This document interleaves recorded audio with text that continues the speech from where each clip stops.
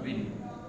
3 रातों से मेरा बीपी बढ़ रहा था, वो भी कोई इतना नहीं बढ़ रहा था कि आप उसको ऑब्जर्वेशन में भी लें।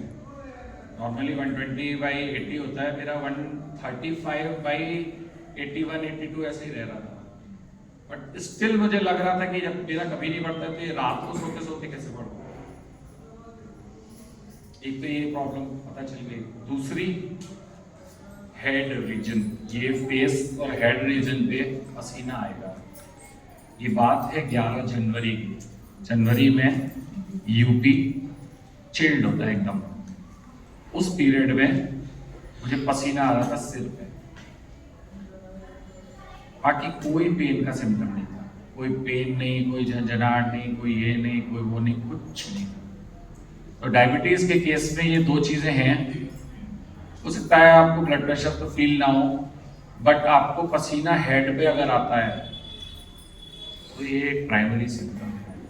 बहुत सारे लोग हैं जिनको खाना खाते समय पसीना आता है। कल जिस टेबल पे बैठ के मैं खाना खा रहा था, वहां पर भी एक मेरे बगल में बैठे हुए थे, खाना खाते समय ही उनको हेड रीजन में पसीना आ रहा था। ये प्राइमरी सिम्टम है कि फ्यूचर में इनको हार्ट की प्रॉब्लम होगी ही होगी। क्योंकि हार्ट एक ऐसी चीज है ना जिसके बारे में जानना बहुत इंपॉर्टेंट है, क्योंकि यहाँ टाइम नहीं मिलता। हार्डली आपके पास 15-20 मिनट्स होते हैं, आप बचा सकते हो तो बचा लें, नहीं तो कुछ नहीं कर सकते। डॉक्टर भी यही बोलेगा सॉरी। बट जो पॉइंट मैंने बताया, उस पॉइंट को दबाने के बाद आप 72 आवर्स का टाइम दे सकते हैं। अब 72 आवर्स में आप दुनिया के किसी भी कोने में ले जा सकते हैं, टाइम बहुत है।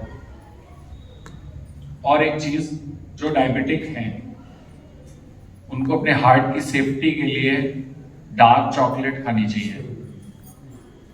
खासतौर से वो लोग जिनकी डायबिटिक 5 इयर्स से अबव हो चुकी है।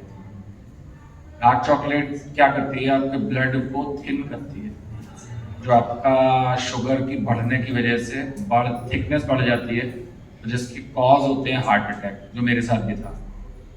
कोलेस्ट्रॉल नहीं था, अभी भी नहीं है, मोटा जरूर हूं, कोलेस्ट्रॉल अभी भी नहीं है।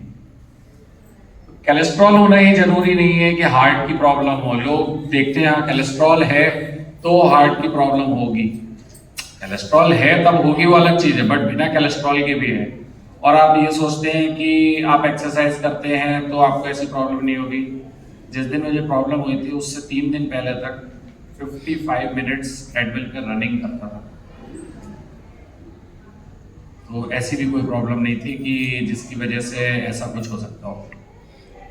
तब तक भी आप, ट्रेडमिल टेस्ट होता है ना, तो अगर ट्रेडमिल पे आप इतना दौड़ सकते हैं तो आपने तो वो पास कर ही लिया है, रोज पास कर रहे हैं, स्टिल आपको प्रॉब्लम हुई। प्रॉब्लम का कॉज डायबिटीज था, और डायबिटीज में भी क्या था, उसके पीछे भी एक रीजंस थे, सैडनेस। मेरी मदर एक्सपायर हुई थी, 1 साल लगभग 6-8 महीने हुए थे, और मैं कंटिन्यू सैड था। मेरा शुगर नीचे आ ही नहीं रहा था, इवन इंसुलिन तक लगाने पर 300 से नीचे ही नहीं आ रहा था। सारी चीजें करके देख चुका था, एक्यूप्रेशर में भी जितनी चीजें जानता था वो भी सब करके देख ली थी, एलोपैथिक में इंसुलिन तक लगवा ली थी। 100 यूनिट तक इंसुलिन लगाने के बाद भी मेरा शुगर लेवल नीचे नहीं आया। पूरे दिन में खाता क्या था, केवल कुकुम्बर, तब नीचे नहीं आई। क्यों नहीं आई? बहुत सारे लोग हैं जिनकी शुगर लेवल नीचे नहीं आती है। क्यों नहीं आती है? ब्लड अगर आपका थिक होगा तो इंसुलिन उसमें मिलेगी कैसे, दवाई उसमें मिलेगी कैसे? मिल ही नहीं रही थी। उस समय तक मुझे ये चीज नहीं पता थी कि प्रॉब्लम मुझे, अगर उस समय अगर मुझे पहले पता होता तो मैं ब्लड थिनर की एक गोली खा लेता तो ये कंडीशन ही नहीं क्रिएट होती, हार्ट अटैक की नौबत ही नहीं आती, ना ऐसी कोई प्रॉब्लम होती। वो बचाने के लिए बाद में मुझे पता चला, जब मैंने सारी चीजें रिसर्च करी तब पता चला कि आप चॉकलेट खा के काम कर सकते हो, दवाई भी क्यों खानी। बहुत सारे लोग हैं जिनका ब्लड थिन हो जाता है, ब्लड के थिनर खाते खाते कहीं से कोई चीज से टकरा गए तो वहां पे प्रोफ्यूरा बन जाता है, ब्लू कलर का मार्क्स बन जाते हैं, वो ब्लड थिनिंग की कंडीशन है। ब्लड थिन हो गया आपका, ज्यादा थिन होना भी एक प्रॉब्लम। ब्रेन को क्या चाहिए? न्यूट्रिशन जो ब्लड में मिलेंगे, सारा फ्लूइड्स ब्रेन में हो या कहीं पर भी हो, कोई भी बॉडी ऑर्गन में। सपोज करिए आप नीज में पेन है, उसकी टैबलेट खाते हैं, तो वो नी में ही क्यों जाएगी? तो पूरी बॉडी में डिसॉल्व होगी ना। नी का पेन कैसे सही हो सकता है उससे? उस टैबलेट के अंदर ऐसा क्या है, क्या उसको कैसे पता चलता है कि वो नी पे जाके उसको काम करना है, हेड पे नहीं करना है या आर्म्स में नहीं करना है?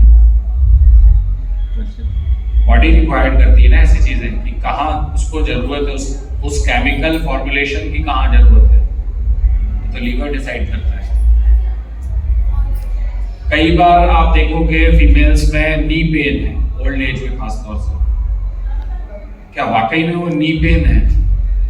नी में पेन जनरेट क्यों हुआ? क्यों हुआ नी में पेन? नी में पेन होने का कारण है ब्लड सर्कुलेशन आपका नी तक नहीं पहुंच रहा है। ब्लड सर्कुलेशन कौन पहुंचाएगा? हार्ट। तो हमें काम तो हार्ट पे करना था, हम नी पे काम करते रहेंगे, कभी नहीं सही होगा। तो सही होगा भी क्यों? क्योंकि वहां ब्लड सर्कुलेशन तो पहुंचा ही नहीं ना, आपने कोई भी प्रयास किया हो। ऐसी चीजों को बचाने के लिए जब हम हार्ट का सर्कुलेशन बढ़ाएंगे, सर्कुलेशन बढ़ाने के लिए प्रेशर बहुत सारे पॉइंट्स हैं, हमें कहाँ के लिए बढ़ाना है और कैसे बढ़ाना है, उसके थ्रू जब बढ़ाते हैं तो काम हो जाता है। एक दिन में आपका नी पेन सही हो सकता है, एक दिन में, जो आपके 20 साल से चल रहा है। बहुत सारे पेशेंट्स हैं, एक दिन में 2 नीडल लगाई केवल एक ही आंख में।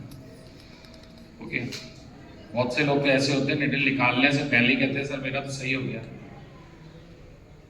मेरा तो 20 साल से चल रहा था, डॉक्टर ने कहा था कि नी रिप्लेस करना है, मेरा तो पेन सही हो गया। जरूरी नहीं है बॉडी के ऑर्गन्स को रिप्लेस किया जाए, तो कैसे काम करें? बहुत सारी चीजें में टंग पे दिखती हैं।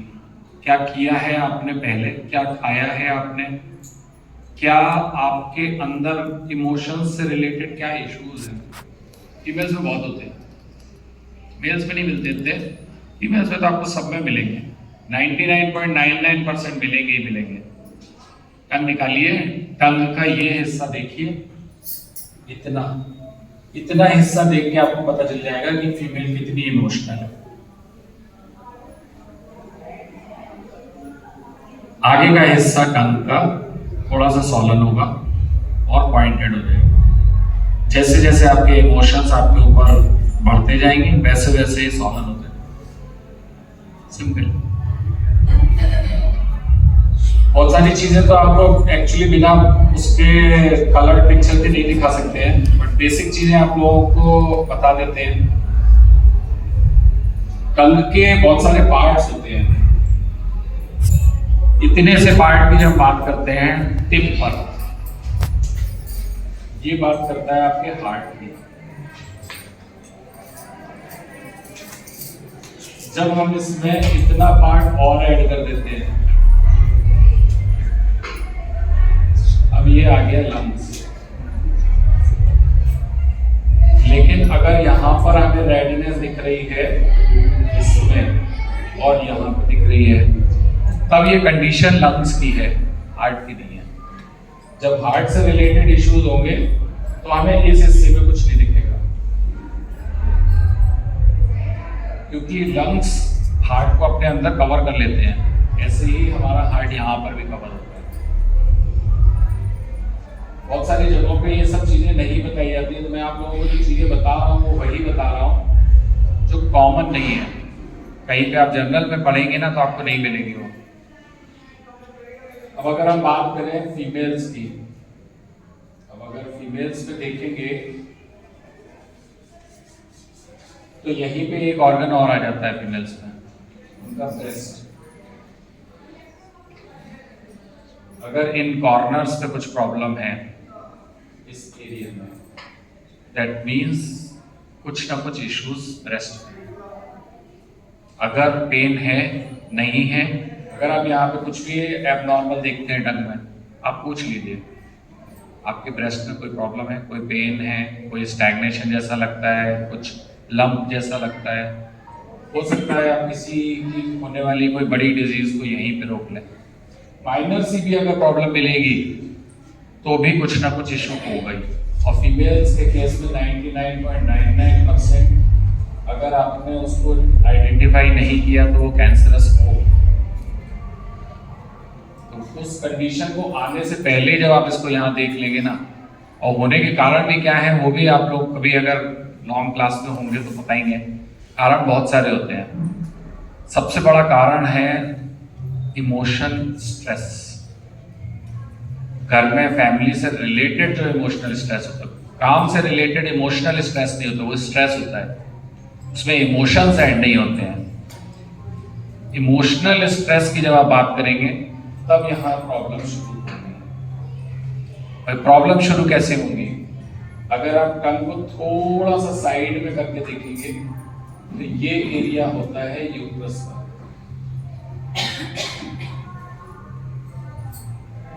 नॉर्मली जब हम बात करते हैं तो ये एरिया यहाँ से यहाँ तक जब कुछ दिखता है तो हम बात करते हैं लीवर की। लेकिन फीमेल के केस में ये एरिया जो है, इतना एरिया ऊपर का, ये आपका माउथ लिप्स का एरिया आ गया, यहाँ का जो एरिया आएगा ये है यूट्रस। यहाँ पर कुछ एबनॉर्मेलिटी दिख रही है, दैट मीन्स कि यूट्रस में स्टैग्नेशन, ब्लड जो है वो फ्लो नहीं हो रहा है, रुका हुआ है। अगर वो रुका हुआ है तो प्रॉब्लम है। मूव हो रहा है कोई प्रॉब्लम नहीं है, तो कोई मार्क नहीं आएगा। सिंपल आइडेंटिफिकेशन है, आपने अपनी टंग निकाली, मिरर के सामने देखी, और आप अपने आप को खुद आइडेंटिफाई कर पाएंगे कि क्या प्रॉब्लम है। ये कनेक्टेड होता है यूट्रस आप लोगों के ब्रेस्ट, आप लोग जानते ही होंगे। अगर नहीं भी जानते हैं तो ये चीज़ बहुत अच्छे से पता होगी, अगर कोई ब्रेस्ट फीडिंग करा रहा है तो मेंसेस नहीं होते हैं। वो इसीलिए नहीं होते हैं क्योंकि ये जो ब्लड होता है यही आपका मिल्क में कन्वर्ट होता है। बहुत पुरानी लोग जानते थे, इसीलिए कहते भी है ना बच्चों से, तुम्हें मैंने अपना खून पिलाया है, बात रिलेटेड। कोई चीज ऐसी नहीं है जो पुराने जमाने से चलती आ रही है, और मैं ऐसे ही नहीं कह रहा था कल भी, कहीं ना कहीं आपके रिचुअल्स में वो कनेक्टेड है। ये कैंसरस कंडीशन, स्टैग्नेशन कंडीशन यहाँ से आपके ब्रेस्ट को मिलती है, डायरेक्टली ब्रेस्ट पे क्रिएट नहीं होती है। क्यों ऐसा होता है कि आपके एक ब्रेस्ट में कैंसर हुआ, डॉक्टर ने सर्जरी करके एक निकाल दिया तो पता लगा थोड़े टाइम बाद दूसरे में होगी? क्योंकि रूट कॉज तो ये था, यहां से आपने यहाँ का रास्ता बंद कर दिया तो वो यहाँ के रास्ते पहुंच गया। और जब आपने टंग देखी तो आपको पता चल गया कि यहाँ प्रॉब्लम है। ये आप जब किसी का ब्रेस्ट निकल जाएगा ना, कोई निकालवा देगा, ऑपरेट कर देगा, तो ये यहाँ पर ऐसा स्ट्रक्चर हो जाएगा, हल्का सा कट मार के बन जाएगा। ये भी आप 1 साल के बाद आइडेंटिफाई कर पाएंगे। कोई नहीं बोलता है ना तो आप पूछ सकते हैं ऐसा है कि आपके साथ। एलोपैथिक वाले आपसे कितना भी कहें कि कैंसर के बाद अगर किसी के हैंड में स्वेलिंग आ गई है, आ जाती है, 99% आ जाती है, कैसे निकालेंगे? उनके पास एक ही इलाज है, इंजेक्शन से। जब एक्सेस हो जाएगा तो निकालेंगे। क्यों होता है ये? क्योंकि ये जो आपका ब्रेस्ट जब निकाला जाता है तो लिम्फेटिक ड्रेनेज जो सिस्टम है ना, वो सारी लाइंस कट हो जाती है। अब जो बॉडी से वेस्ट निकल रहा है वो कहाँ जाए? कैसे वो यूरिनरी सिस्टम में कनेक्ट हो, कैसे वो बाहर निकले? इसीलिए तो स्वेलिंग हो जाते हैं। आप अपने एक्यूप्रेशर से, एक्यूपंक्चर से उसका परमानेंट ट्रीटमेंट कर सकते हैं, मैंने किए हैं। ऑटोमेटिक उसकी स्वेलिंग्स निकलती जाएंगी और धीरे धीरे करके वो सही हो जाएगी। जो ऑपरेट करा दिया है, जो उसका ब्रेस्ट निकल गया, वो तो आप नहीं क्रिएट कर पाओगे, बट जो प्रॉब्लम उसके बाद उसको हो रही है वो आप कर पाओगे, नहीं तो उनको बहुत अनकंफर्टेबल हो जाता है। ये छोटी सी चीजें हैं जो आपने टंग पे ही देख ली। ये आपको टंग पे दिख जाएगा, ये आपको टंग पे दिख जाएगा, ये आपको टंग पे दिख जाएगा। कितना सिंपल है। केवल आपको आइडेंटिफाई करते हैं इनमें कलर्स में क्या डिफरेंस आ रहा है। नॉर्मल कलर की टंग है तो कोई प्रॉब्लम नहीं, और अगर टंग में कलर में कोई डिफरेंस आ गया तो प्रॉब्लम है।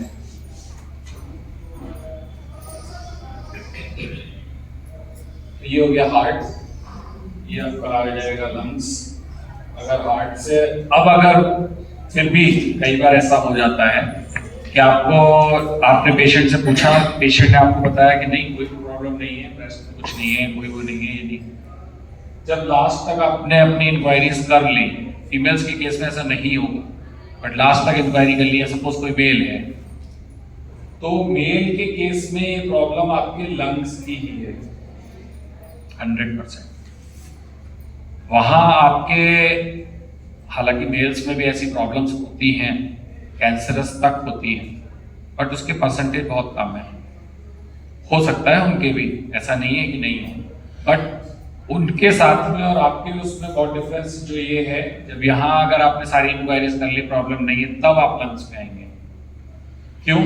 क्योंकि प्राइमरी जो आपको सबसे ऊपर दिख रहा है वो ब्रेस्ट, उसके बाद लंग्स, उसके बाद हार्ट। तो मेल्स और फीमेल्स, अब मेल्स में क्यों हो सकती है प्रॉब्लम?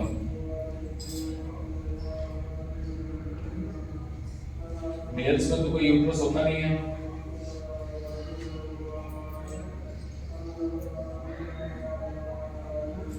मेल्स में प्रॉब्लम होती है प्रोस्टेट की वजह से।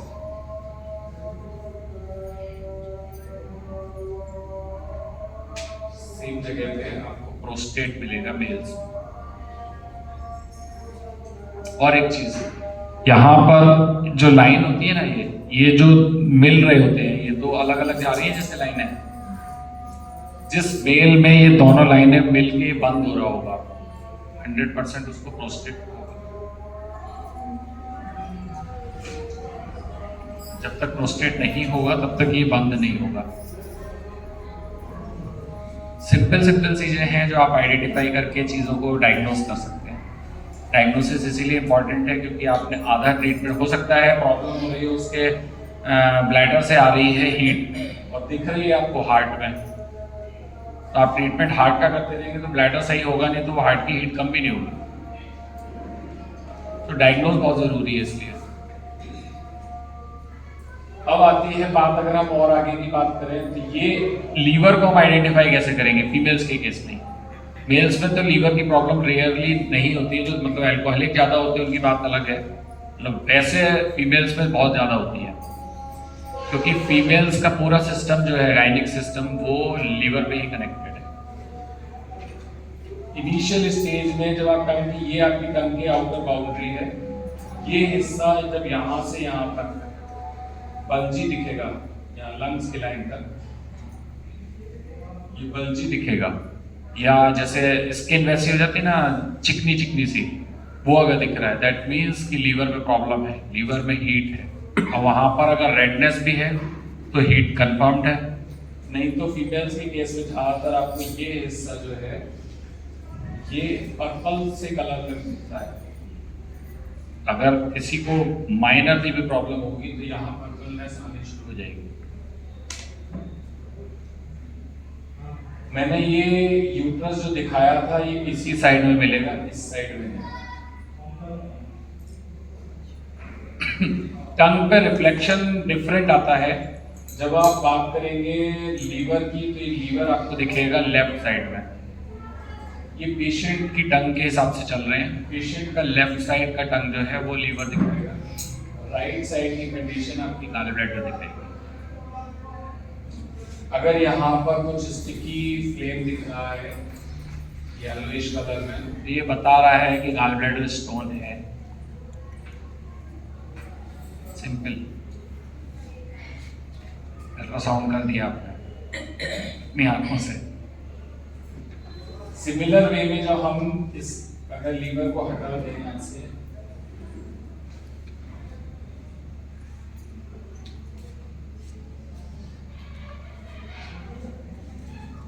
टंग का शेप अगर ये ऐसा हो जाए गोल, अभी अंदर वाली नहीं, ये एजेस जो है ये इधर आ गोल, ये प्रॉब्लम हो गई स्प्लीन की। ऐसी कंडीशन में टंग आपको फूली हुई मिलेगी, सॉलन जैसी सूजी हुई हो। ये बता रही है कि स्प्लीन अपना काम जो है ट्रांसपोर्टेशन ट्रांसफॉर्मेशन का वो नहीं करती। स्प्लीन के बहुत सारे काम हैं। बॉडी के अंदर कोई भी फ्लूइड, कोई भी ऑब्जेक्ट अगर अपनी फॉर्म को बदल रहा है, चाहे सॉलिड से लिक्विड में आ रहा हो या लिक्विड से सॉलिड में जा रहा हो, चाहे वो ब्लड में बन रहा हो, चाहे वो आपके बोन मैरो में बदल रहा हो, उन सबके पीछे स्प्लीन है। कोई भी ट्रांसफॉर्मेशन होगा तो स्प्लीन, अगर कोई भी चीज एक जगह से दूसरी जगह मूव होनी है तो वो स्प्लीन, अगर स्प्लीन काम नहीं करेगी तो ये नहीं होगा और ये आपको सॉलन टंग दिखेगी। जिसको भी डाइजेस्टिव से रिलेटेड कोई इश्यूज होंगे उनकी टंग गोल हो जाएगी, तो पता चल जाएगा कि सीधी सीधी प्रॉब्लम स्प्लीन पे ही है। हमें फोकस करना है, स्प्लीन की ची को बढ़ाना है। स्प्लीन की ची बढ़ाई, ये ट्रांसपोर्टेशन ट्रांसफॉर्मेशन अपने आप तेज होने लगेगा, ये अपने आप पतली हो जाएगी, अपने आप ये धीरे धीरे ऐसे स्ट्रक्चर में चेंज होते होते नॉर्मल स्ट्रक्चर में आ जाएगी। तो सिंपल सा देख के आपको ये पता चल गया कि ये प्रॉब्लम स्प्लीन की है। अब प्रॉब्लम स्टमक की है। नेटवर्क ತುಂಬಾ ವೀಕ್ ಇದೆ, ये एरिया जो है ಒಂದು 2 ಮಿನಿಟ್ಸ್ को ಕಟ್ ಆಗ್ತಾ ಇದೆ। ये एरिया सेंटर का, ये एरिया आपको क्रैक्स मिले, दैट मीन्स कि स्टमक के अंदर जो फ्लूइड है, जो एसिड होता है, जिस जो फूड में मिक्स होता है और फूड डाइजेस्टर की तरफ आगे बढ़ता है, इसका मतलब वो कम हो रहा है। जितना फ्लूइड होना चाहिए वो नहीं है। क्यों नहीं है? कम कहाँ चला गया ये फ्लूइड? कहाँ चला गया ये फ्लूइड? आपने तो निकाला नहीं, कहाँ चला गया ये फ्लूइड? यहाँ शुरू होता है आपका खाना खाने का तरीका, आप क्या खा रहे हैं वो।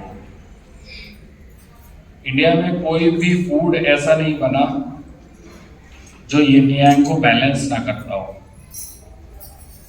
एक चीज सॉलिड होती है तो उसके साथ में दूसरी चीज लिक्विड खाते हैं, चाहे दाल रोटी हो, चाहे सब्जी हो, चाहे उसके साथ में खाने वाली चीजें हो, कुछ ना कुछ एक सॉलिड एक लिक्विड टाइप की होती है। चावल भी खाते हैं तो भी कुछ ना कुछ मिलाते हैं ना उसमें लिक्विड। दैट मीन्स क्या है, चाहे आप किसी भी कोने में इंडिया के चले जाइए, फूड हमेशा वो बैलेंस था। हम लोगों ने वेस्टर्न कल्चर से क्या सीखा? बिस्किट खाना, ब्रेड खाना, ये सारी वो चीजें हैं आप पानी में डालिए तो ये पानी एब्जॉर्ब कर लेते हैं। कुरकुरे डालिए वो पानी एब्जॉर्ब कर लेते हैं, ब्रेड डालिए वो पानी एब्जॉर्ब कर लेंगे। ये सब चीजें हमने खा के अपने स्टमक के फ्लूइड को कम कर दिया। आजकल बच्चे खूब खाते हैं, तो धीरे धीरे करके ये प्रॉब्लम जो स्टमक से रिलेटेड है कहाँ से बढ़ रही है? यहीं से बढ़ रही है। सब लोगों को पता है कि ये नुकसान करती है। कैसे नुकसान करती है वो आज आप समझ लीजिए। ऐसे नुकसान करती है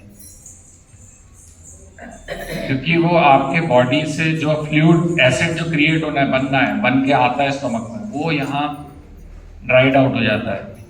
तो जब आपके फूड में वो मिक्स नहीं होगा प्रॉपर, तो आगे का पूरा प्रोसेस हैम्पर हो जाएगा। जहाँ सपोज आपको दाल में 1 लीटर पानी मिलाना था, तो वो 1 लीटर की जगह अगर आधा लीटर या 1.5 लीटर बचा गया हो, उसका मूवमेंट स्लो हो जाएगा। तो आगे तक का पूरा डाइजेस्टिव से लेकर और स्टूल पास करने तक वो कम ही रहा। जब वो कम ही रहा तो क्या होगा? सारे डाइजेस्टिव इश्यूज वहीं से क्रिएट होंगे। इम्यूनिटी बिल्ड कैसे होगी? जब आपने खाना खाया वहीं से सबसे पहले जो चीज जनरेट होती है, जो आपके खाने से क्या होता है, खाना कैसे खाते हैं हम लोग? घर में ज़्यादातर लोगों की हैबिट होती है, पूछते हैं सबसे पहले क्या बनाए हैं। क्यों ये हैबिट है क्या बनाए? या कहीं पर भी हम कुछ खाने जाएंगे तो हमारे दिमाग में पहले से एक पिक्चर होगी कि हम अगर सपोज रेस्टोरेंट में भी गए तो एक पिक्चर होती है कि हम ये खाएंगे। क्यों होती है वो? क्योंकि जब हम कुछ खाते हैं या कुछ खाने के बारे में सुनते हैं या पूछते हैं तो क्या होता है, हमारे मुंह में वो सलाइवा बनता है जो उस फूड को डाइजेस्ट करने के लिए बना है। आप सोच के जाइए कुछ और खाना है और खा के कुछ और आइए, वो डाइजेस्ट नहीं होता है। अनडाइजेस्टेड फूड आपको स्टूल तक में वो डायरेक्टली मिल जाएगा। इसलिए जरूरी है ना वो सोचना कि हम खाने से पहले क्यों जल्दी जल्दी नहीं खाना चाहिए।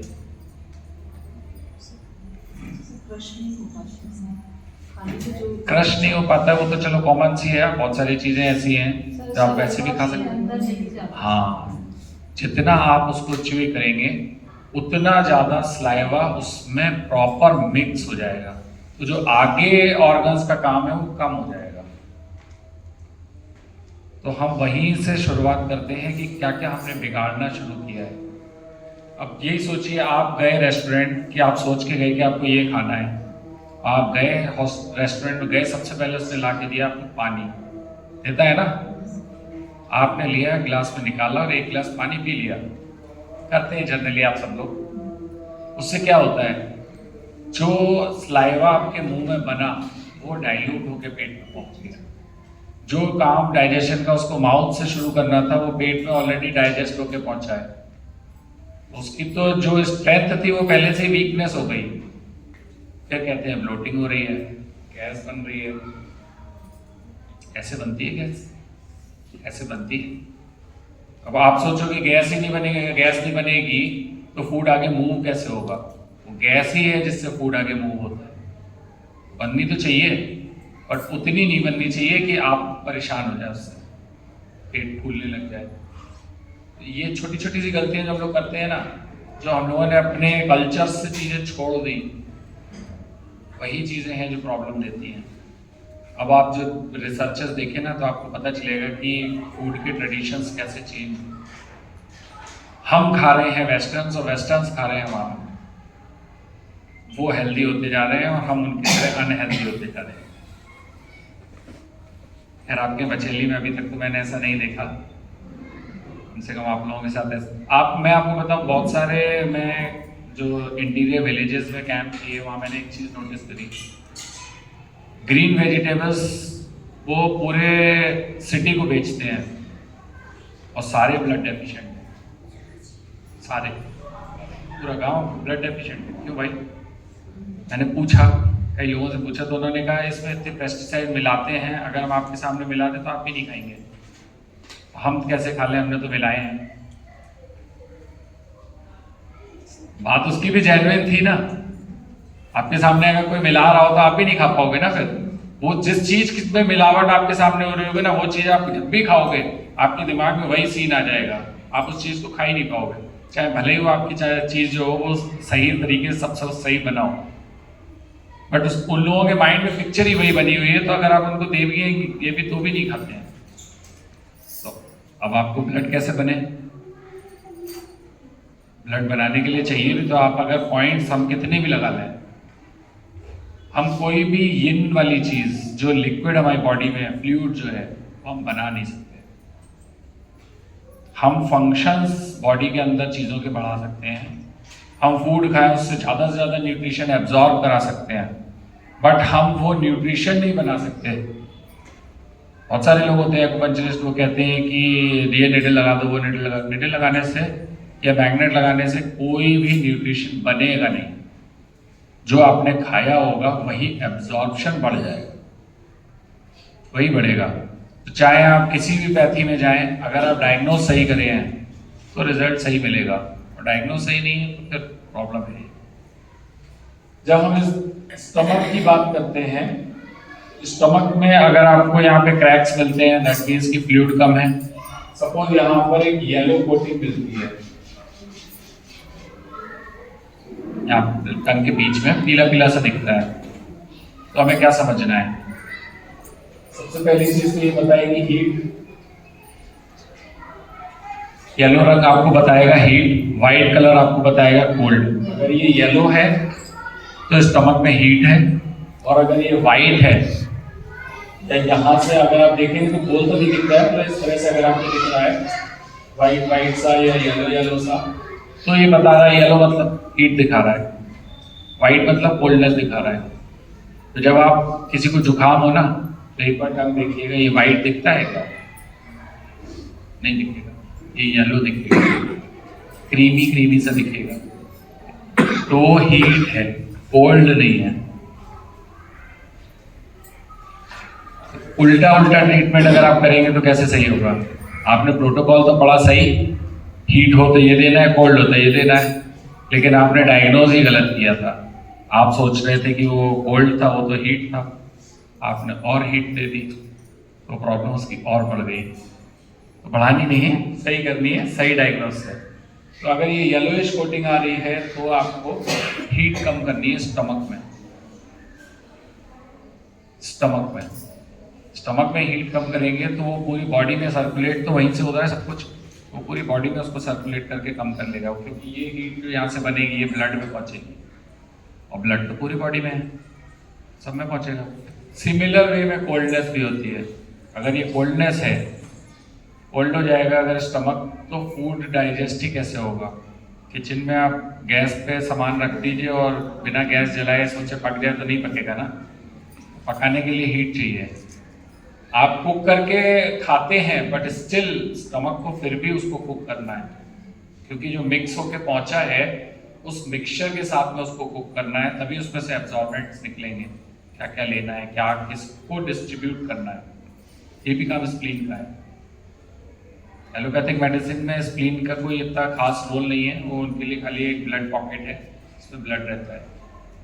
बट जो हम लोगों की पुरानी चीज़ें हैं उनमें अगर वैसे कहा जाए तो ये चाइनीज़ थेरेपी है, लेकिन ये चाइनीज़ नहीं है, ये भी इंडियन है। कैसे है? उस जमाने से इंडियन है, जब काली जी ने जीभ निकाली थी ना, रक्त बीज को मिटाने के लिए, तो वो क्या थी? वो जो लंबी थी वो हीट थी, भूख ज्यादा थी, उस समय उनकी भूख ज्यादा थी, उसको मिटाने के लिए वो ब्लड को कंज्यूम कर रही थी। सिमिलर वे में जब हमारी टंग लंबी हो जाती है ना, दैट मीन्स की हीट ज्यादा है, ज्यादा खाएगा बट डाइजेस्ट नहीं होगा, वो बर्न हो जाएगा। बहुत सारे लोग आप देखते होंगे खाते तो बहुत है बट फिर भी पतले दुबले हैं, क्योंकि उनके अंदर हीट ज़्यादा है, वो खाया सब बर्न हो गया, सब वेस्ट। तो उनकी टंग जो होती है वो ऐसे लंबी हो जाती है, जब आपकी नॉर्मल टंग होती है उनकी टंग ऐसे लंबी होती है। जब ये टंग लंबी जब होती है और ये चिन से नीचे की तरफ आ जाए, ऐसे नीचे कर्ल्ड हो जाए, तो ये पूरी हीट अपनी वेस्ट कर चुकी है, जितना फ्लूइड था स्टमक में वो पूरा कंज्यूम कर लिया, अब वो ये डेफिशिएंट हो गई है। जब ये टंग ऊपर की तरफ कर्ल्ड अप होती है, दैट मींस की फायर, हीट बहुत ज्यादा है। अब अगर आप देखेंगे ये सिमिलर कंडीशन बच्चों में, उनकी टंग आगे से रेड भी होगी और ऊपर की तरफ उठी हुई भी होगी, तो बच्चों की हीट हमें कम नहीं करनी है, ये ध्यान रखिएगा। बच्चों की हीट कम कर देंगे तो ग्रोथ बंद हो जाएगी उनकी, फिर आप कुछ भी देते रहिए उससे फर्क नहीं पड़ेगा। बच्चों में ये कभी नहीं करना है कि उनकी हीट को कम करना है। बच्चों में अगर हीट है, बुखार है, कुछ प्रॉब्लम है, तो वहां पर हम कभी हार्ट हीट को सिलेक्ट नहीं करते हैं, वहां हम हमेशा स्टमक स्प्लीन को ही देते हैं। और एक चीज, बच्चों के टंग में आपको ज्यादातर जो चीजें मिलेंगी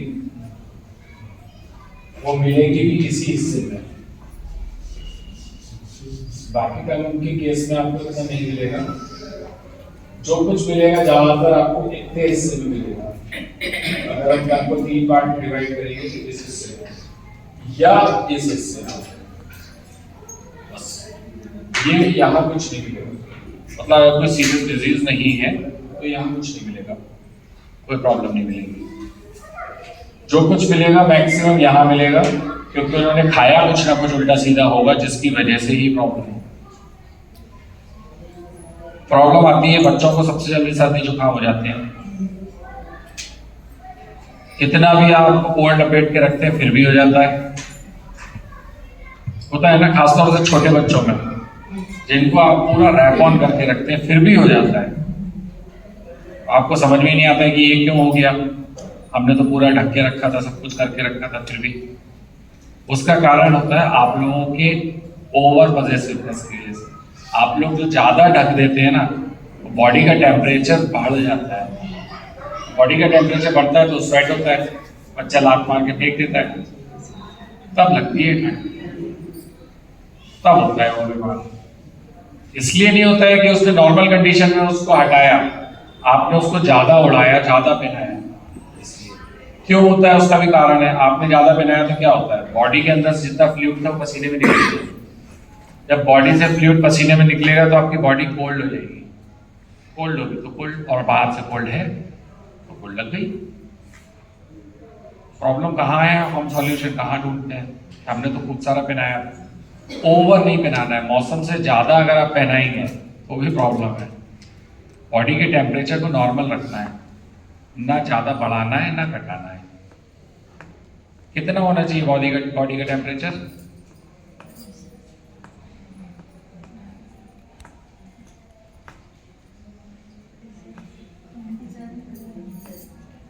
$97।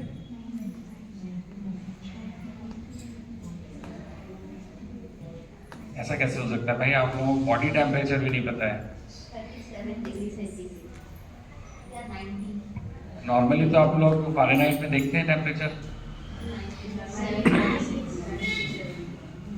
96, 97 उनका टेम्परेचर होता है जिनका ये डेफिशिएंट होता है, नहीं तो 98 तो होता ही है। ये भी एक पहचान है, लो ग्रेड फीवर जिसे कहते हैं ना, वो ये डेफिशिएंसी की वजह से होता है।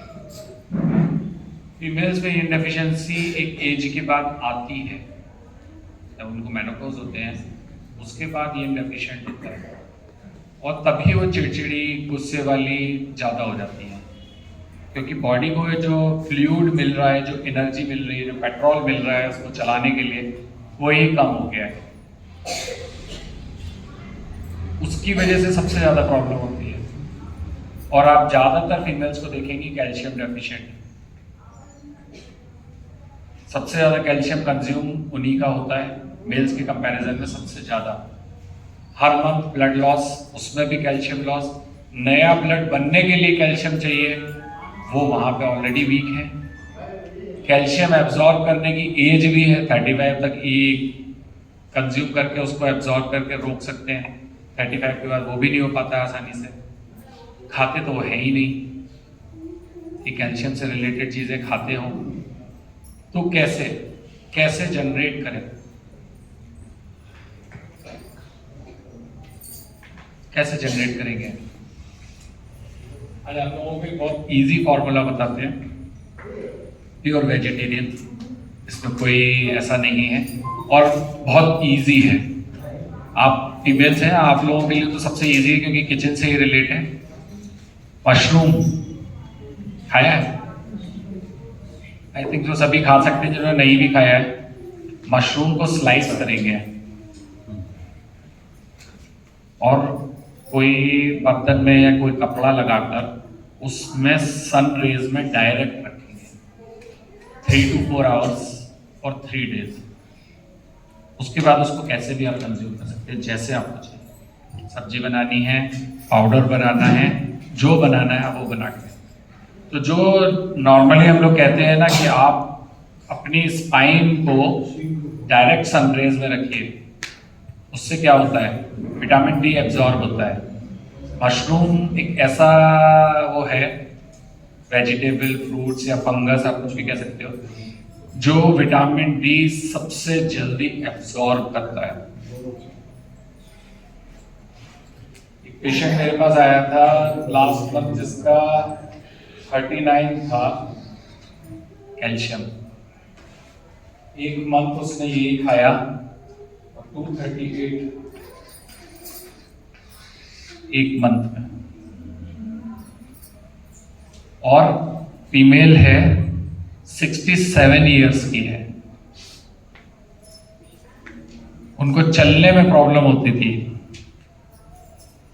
डॉक्टर्स ने कहा था ऑस्टियोपोरोसिस है, वो आराम से चलती हैं। मैंने उनको फॉलो नहीं किया, तो उन्होंने मुझे फॉलो करके बताया कि आपने मुझे ये बताया था खाने की, मैंने यही खाया, कोई पॉइंट नहीं लगाया, कोई थेरेपी नहीं, कुछ नहीं, केवल इतना करने पे ही वो नॉर्मल चल रही है। उन्होंने ये एडवाइस अपने कई सारे जो उनके पार्क आर्क में टहलती थी उनको भी सबको दिया है, वो भी सब कर रहे हैं अब। इतना काम तो आप लोग सब कर सकते हैं अपने लिए, कोई टफ नहीं है इतना। बल्कि आप अपने घर में औरों को भी दे सकते हैं, उनका भी कैल्शियम बढ़ा सकते हैं। कैल्शियम अगर बढ़ा हुआ होगा तो आपका ब्लड फॉर्मेशन ईजी हो जाएगा।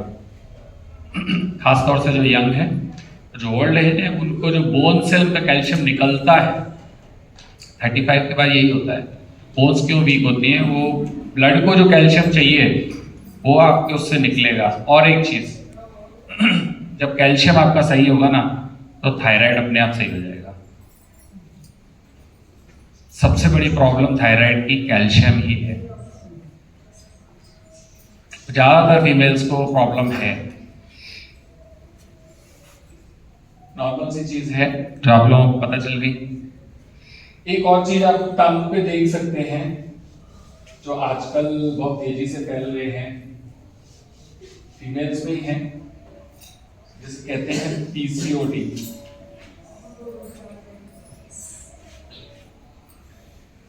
आप बिलीव नहीं करेंगे, 12-13 साल की लड़कियों में भी ये चीजें अब दिख रही हैं।